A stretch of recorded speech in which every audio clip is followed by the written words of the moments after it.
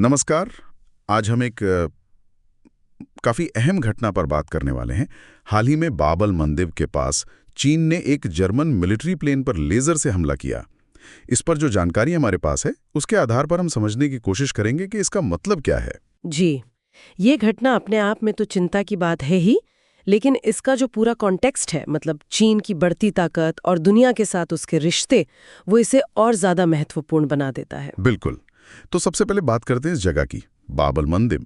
ये कोई ऐसी वैसी जगह तो है नहीं। हाँ, बिल्कुल नहीं। ये ग्लोबल ट्रेड के लिए एक बहुत ही जरूरी रास्ता है। एक चौक पॉइंट कह सकते हैं आप इसे।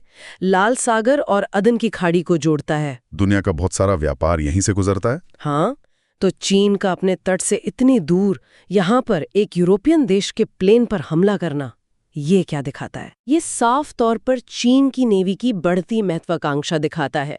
वो जिसे ब्लू वाटर नेवी कहते हैं, मतलब सिर्फ अपने आसपास के समुद्र तक सीमित ना रहकर दुनिया भर के महासागरों में ऑपरेट करने की क्षमता। अच्छा। हमने पहले साउथ चाइना सी में देखा, फिर जिबूती में उनका बेस बना, और अब हिंद महासागर के इतने अहम रास्ते पर यह हरकत।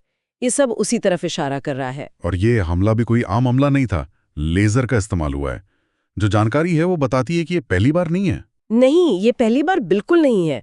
कुछ साल पहले ऑस्ट्रेलिया के एयरक्राफ्ट के साथ भी बिल्कुल ऐसा ही वाकया हुआ था।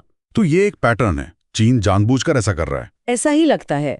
इसे डैज़लिंग लेजर अटैक कहते हैं।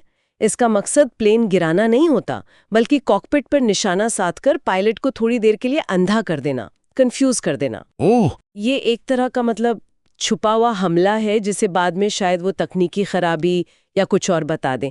चीन शायद ये देख रहा है कि पश्चिमी देश, पहले ऑस्ट्रेलिया अब जर्मनी, कैसे रिएक्ट करते हैं। हाँ, मतलब वो एक तरह से बाउंड्री पुश कर रहे हैं, देख रहे हैं कि कितना आगे जा सकते हैं। बिल्कुल, इसे आप मसल फ्लेक्सिंग या शक्ति प्रदर्शन कह सकती हैं।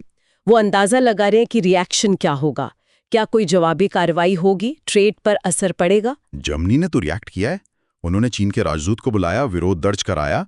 पर सवाल वही है कि क्या सिर्फ डिप्लोमैटिक विरोध काफी है? देखिए, डिप्लोमैटिक प्रोटेस्ट तो एक स्टैंडर्ड तरीका है, लेकिन क्या इसके आगे कुछ होगा, ये अभी साफ नहीं है। शायद चीन यही हिसाब लगा रहा है कि इन देशों के चीन के साथ जो आर्थिक रिश्ते हैं वो शायद किसी कड़ी कार्रवाई से रोकेंगे। ये भी एक एंगल हो सकता है। और इसका सीधा असर भारत पर भी तो पड़ सकता है। एक चेतावनी भी है कि इंडिया में भी नेक्स्ट। हाँ, ये बहुत गंभीर बात है। इसका मतलब है कि भविष्य में हिंद महासागर में हमारे जो एयरक्राफ्ट्स हैं, जैसे P-8I पोसाइडन, उन पर भी ऐसा हमला हो सकता है। तो भारत के लिए ये एक तरह की वेकअप कॉल है, अपनी समुद्री निगरानी और तैयारी को लेकर। बिल्कुल, मैरीटाइम डोमेन अवेयरनेस, यानी समुद्र में क्या हो रहा है इसकी पूरी जानकारी रखना और अपनी तैयारी, दोनों को और मजबूत करने की जरूरत है। और यहीं पर क्वाड जैसे ग्रुप्स की भूमिका भी अहम हो जाती है। हाँ, क्वाड यानी भारत, अमेरिका, जापान, ऑस्ट्रेलिया। जी, ताकि इस क्षेत्र में जो नियम आधारित व्यवस्था है वो बनी रहे। एक और एंगल है इसमें, रूस, चीन और भारत का समीकरण। चीन ने हाल में कहा कि वो यूक्रेन युद्ध में रूस को हारने नहीं देगा। अब भारत तो रूस और पश्चिम दोनों से रिश्ते बनाए रखना चाहता है।